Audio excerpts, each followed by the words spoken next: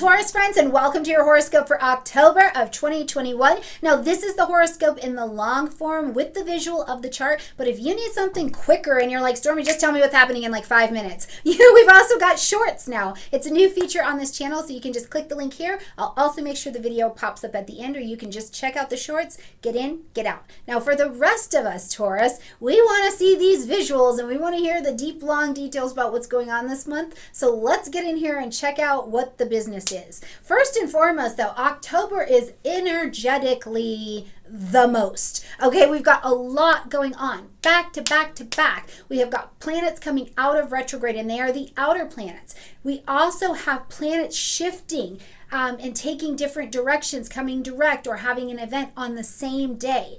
And we are about 4.5, 5 weeks out from the eclipse as we're here in October. And not only is it going to be the eclipse, but it's going to be the eclipse that actually changes signs. It shifts our energy from this Gemini Sag to Taurus Scorpio. So we are in an energetically busy little bubble as we're traveling through October. So I give you that at the beginning of the reading so that if you're feeling it and you're feeling like, wait a minute, how come I feel really like I'm leaving one vibration, or I'm definitely moving in a different direction, you are feeling some of the energy of the eclipse already pulling in. You really, truly are. And then with everything changing direction this month, there's plenty going on. So let's get in here, Taurus, and see what's happening for you this month, okay?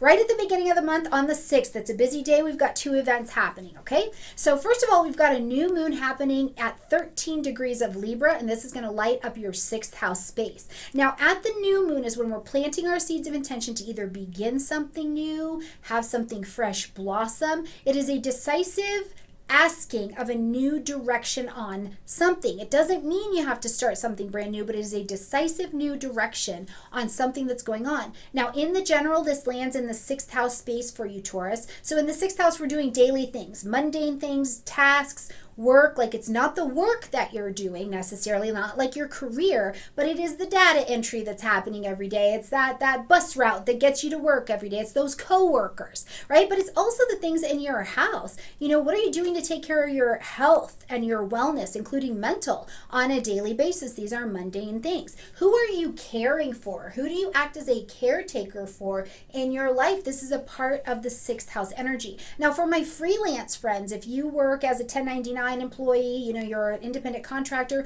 or you do freelance projects, the 6th house is also your house to be paying attention to, because we need to make sure that this is super healthy. So in your daily routines, Taurus, I got to ask you, with a moon that is conjunct Mars, quincunx Uranus that is in your sign, do you feel like, Taurus, your daily actions, do you have life in this area of your chart? Do you feel like you are struggling, Taurus, to find the energy or the motivation or the inspiration or the desire to get certain daily things, certain ADLs, activities of daily living? Do you feel like you're struggling to get inspiration there? At this moon, ask for help.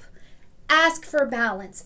Ask for some beautiful inspiration to come in. Ask which piece of art you need to hang on the wall or adjust so that you can call something in. There's a balance request that you can make at this particular new moon, because you're here. I see that you want it. I see that you want to have something good here. You want to be business savvy, right? Because Libra is very business savvy. You have the desire to take action on it, or desire to have balance in this area, but you can't see the actions on how to get there. That's what the quincunx is. And the other part of the quincunx, Taurus, that I want you to pay attention to at this moon is that you've got Uranus in your sign. So it is shaking you, not stirring you. You may not be super tapped in just yet to your whole new vibration that has been and is being created. And so this may also be contributing to this quincunx energy. You may feel it lit up where you're like, I don't know what time I'm on fire during the day. I can tell you, for me as a Taurus, since Uranus has been in Taurus, I have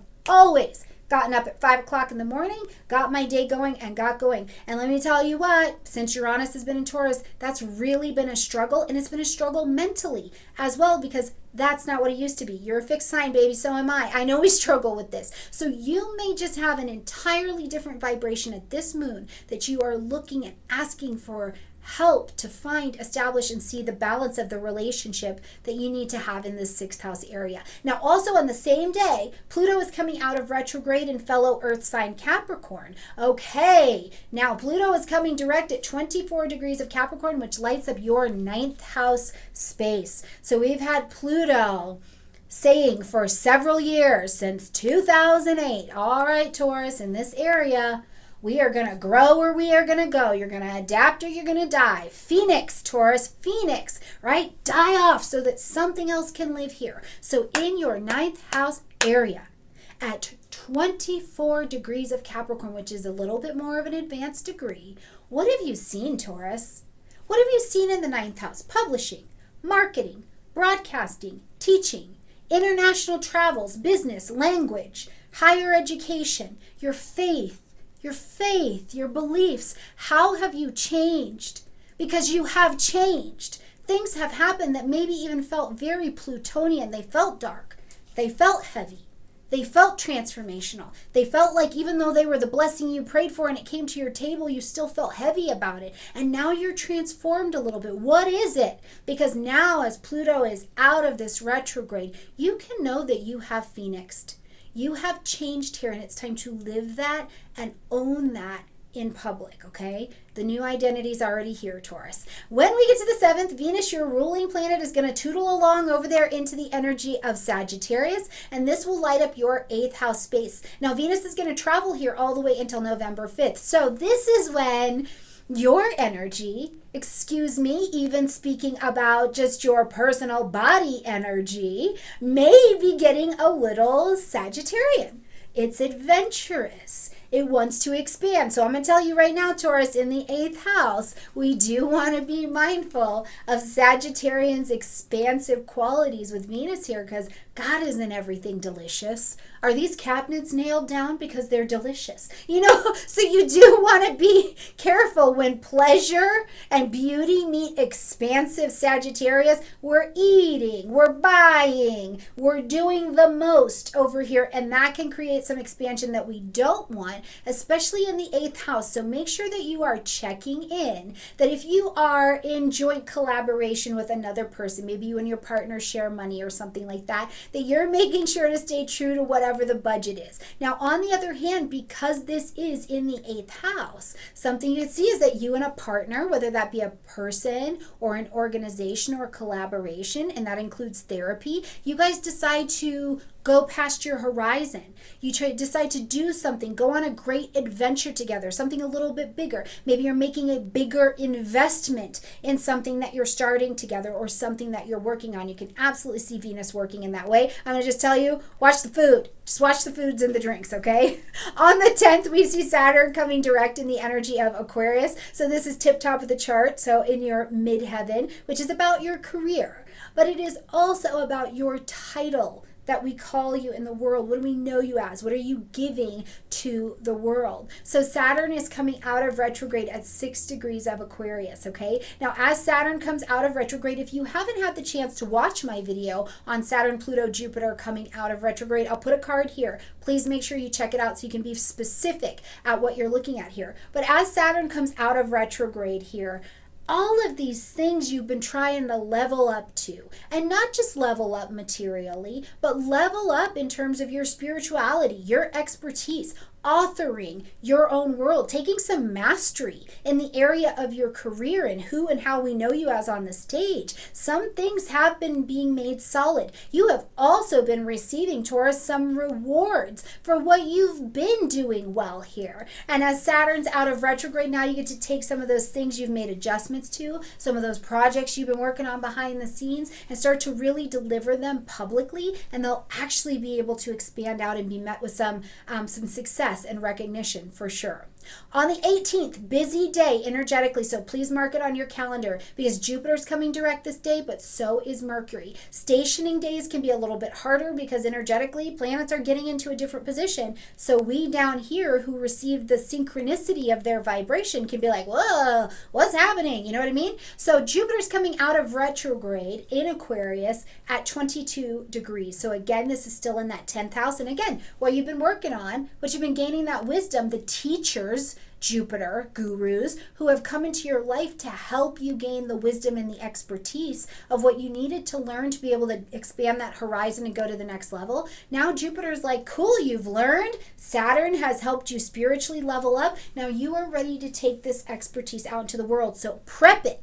Make sure it's prepped. If you said yes to something, make sure it is prepped and you've got the work and you're ready to put your butt behind it, Taurus. You're ready to do the work for what you said yes for. You're ready to show up and invite the blessings you've been praying for, right? Because you've got to be ready to do the work to have those beautiful things in your life. And we'll be able to really see that, I think, play out a bit more in November. Now, Mercury's coming direct in that energy of Libra. And this is, again, still in this 6th house place. So contracts are easier and clearer at this time. You can see that relationships, maybe even finding some kind of balance where you're like, all right, I've slowed down enough. I've reviewed. I'm on track with where I need to go. I've looked over that project again, made all of the edits, the reviews, gone back over the things that were maybe out of balance in this 6th house area to include your health, your calendar, your schedule, all of those things. Now, still, Mercury is stationing this day, so if you can just give Mercury a couple days, really up to a week if you can, to resume its orbit, have his coffee, get back from vacation, then you're in a much better place to make all of these decisions that you've seen and allow those reviews to move forward. On the 20th, we've got a full moon happening in the energy of Aries, so back up here into the 12th house space. The full moon says that something needs to be ended, acknowledged, and adjusted, and you get to see what it is because all of the lights in the sky are on. Right? This is not like the new moon where it's dark. The lights in the sky are on so you can see. You can see in front of you. You can see that subconscious, even the unconscious kind of pops up there. You know, if you're having serious dreams, this is 12th house for you. If you're having serious dreams around this full moon and for the next 4 weeks, pay attention. What's happening in the dream? How do you feel in the dream? How do you feel when you come out of the dream, right? These are indicators of things that need your attention to end, acknowledge, or adjust. Now, because it is Aries energy, I think that this is a phenomenal full moon for you to be the warrior of your own spirit, right? The warrior of your own soul, the captain of your own ship, right? This is the 12th house area. Where are you taking the active Aries initiative to connect with divine energy, to speak healing and belief into your life, to speak yourself away from some of the 12th house qualities, which are qualities of our own undoing? Where are you speaking, learning that moves you away from arrogance, too much individuality, and instead moves you into the assertiveness of that glorious Aries warrior in this particular area of your chart? So I think this is a wonderful time to be considering that. Are you slowed down enough? On a more practical level, with a full moon in the 12th house, things that maybe you weren't even really aware that you were doing it could be revealed to you. And this is where, again, you get to warrior up with that Aries energy and turn those lessons into good fertilizer in your garden to grow, because remember, Aries is also the most sacred gardener as well. All right, on the 23rd, we've got the sun moving into the energy of Scorpio, which is right across the street. So the 7th house for you, and the sun will travel here into November 21st. But then just a few days later on the 30th, we also see Mars moving into the energy of Scorpio as well. So the 8th house is quite busy, and Mars will travel here until December 13th. Now, the sun's bringing light, heat, life, and vitality, so you are ready for some relationshipping at this particular point in the month. So you are doing things that are deep. You're having these deep conversations. You're having these financial conversations. You're motivated for more intimate, deep touch experiences. Now, it's still the sun and it's still Mars. So you may encounter, Taurus, that you've got some power struggle going on somewhere. Remember, this is a conscious chosen one-on-one relationship. So you likely know where this power struggle is at, and you even know what you're power struggling about at this particular time. But it is a great set of planets to be using together as we close out this month to definitely get some things done in terms of these relationships, right? To get deep, to work from the root of things in your relationships, because when we make sure that the root of the garden is healthy, whatever else grows is usually pretty safe to eat, right?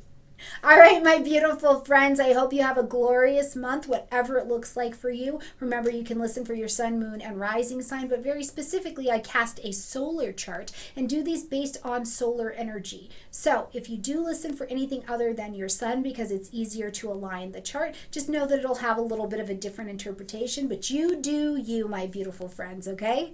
All right, you guys, I love you, and I'll see you next month. Bye.